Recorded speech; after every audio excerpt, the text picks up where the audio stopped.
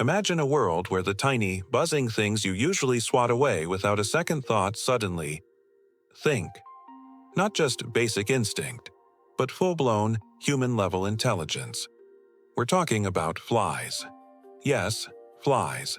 And by morning, your entire city belongs to them. Not as monstrous invaders, but as a silent, strategic force. They already perceive the world in flicker-fast frames, but now they see intent. Every wingbeat becomes code, bursts carrying names, places, and times. Thousands of tiny bodies stack into living antennas, trading messages through pressure and light. And here's where it gets wild. Smell becomes writing. A trail isn't just food here, it's fermented mango, third-floor balcony, wind from the east, return at dusk. Overnight, language clicks on, and with it, planning. Culture hardens instantly.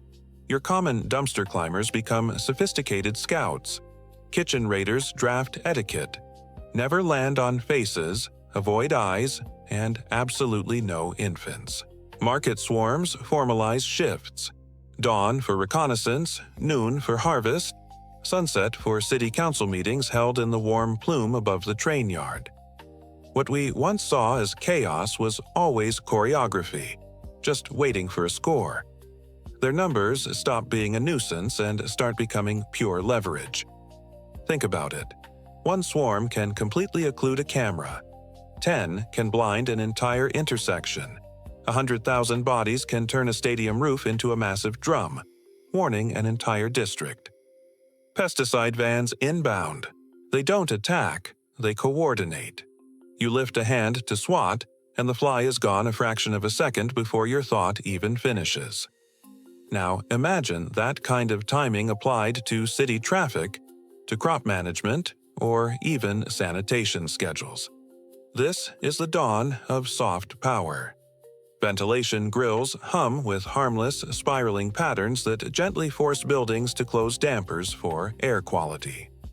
Delivery hubs suddenly find package sensors blinking error messages from tiny, precise occlusions.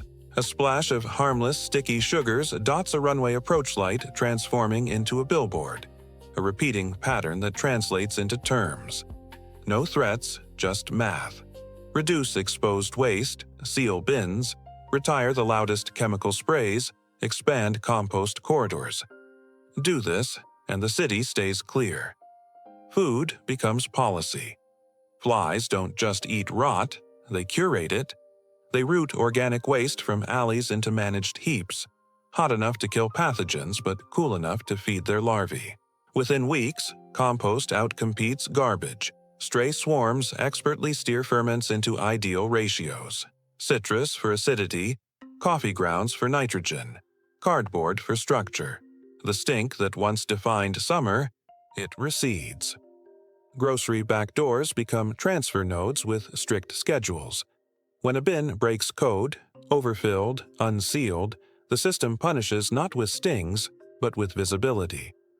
A teeming, shimmering veil of flies settles over it for an hour, and every passerby learns who's missing the memo. Hard stops only arrive where terms are truly ignored. A vanity festival dumps food in open skips. Flies answer with precision. They flood the VIP tent lights, forcing an early shutdown without touching a single plate of food. A pesticide truck enters a hospital zone. Swarms pack the intake filters of the truck's own cabin. Not enough to suffocate, but just enough to trip alarms and park it. Cameras film everything. The lesson goes viral by evening. Their tools were once our toys. Now they're doctrine. A drop of water becomes a lens. A grease smear, a mirror, a sugar thread, a guideline that aligns 100 bodies in a perfect helix around a sensor. And maggots, they stop being symbols of decay and become engineers, chewing waste into heat and value, then exiting before pathogen windows open.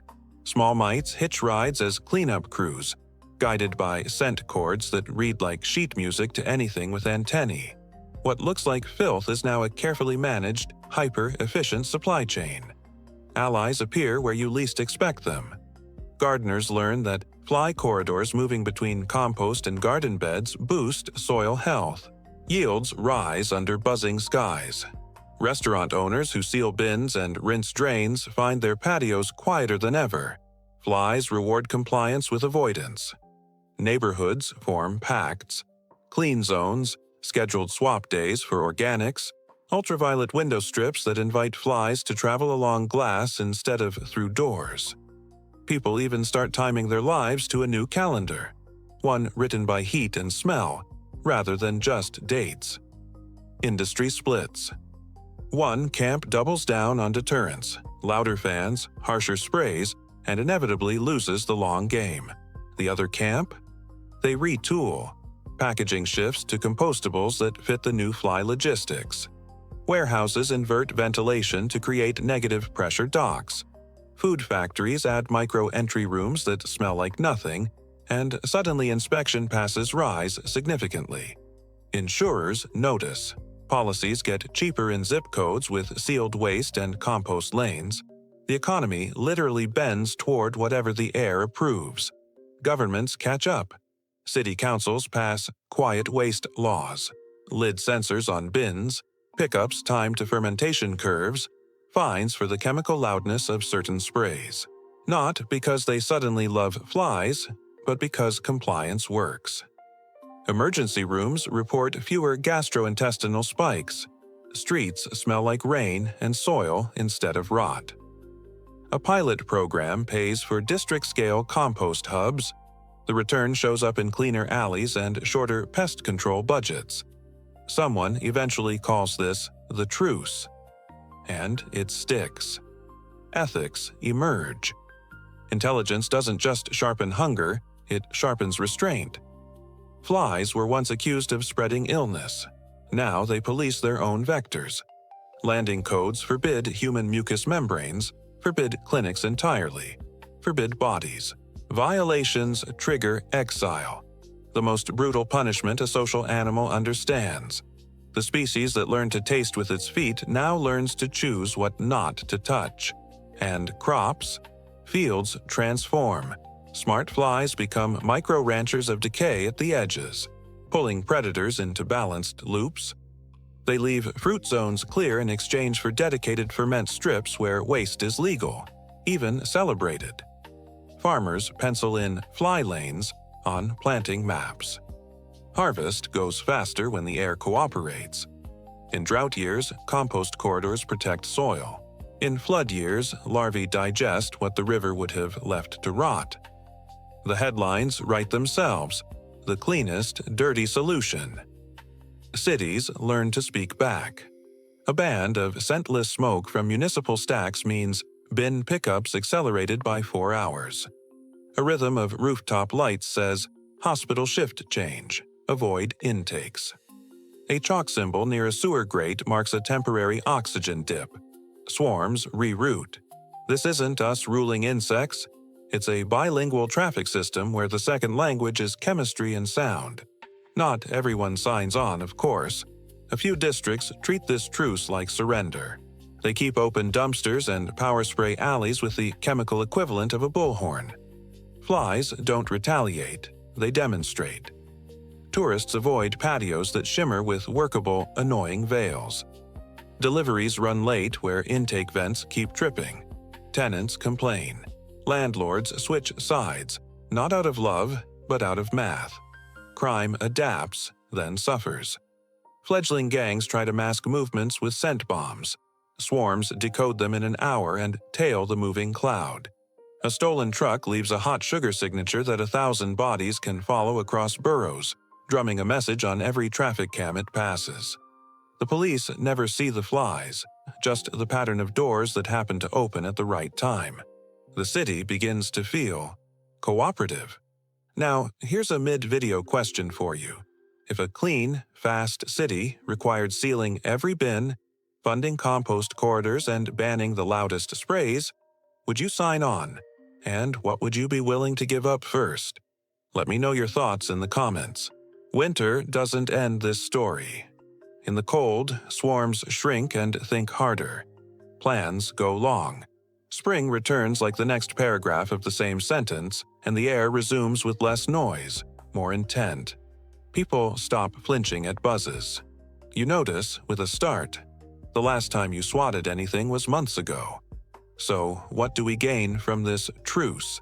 Alleys that smell like soil, fewer stomach bugs, faster waste cycles, new jobs building ventilation that whispers instead of roars.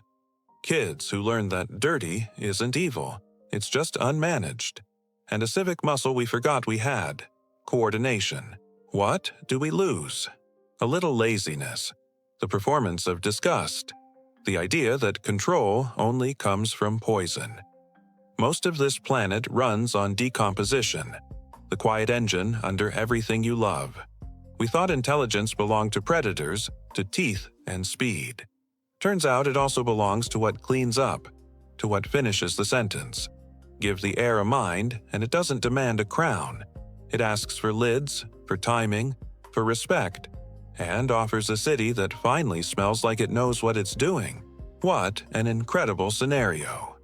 If you enjoyed this thought experiment, please hit that like button, subscribe for more content, and share your craziest theories in the comments below. We love hearing from you. Thanks for watching, and I'll see you in the next one.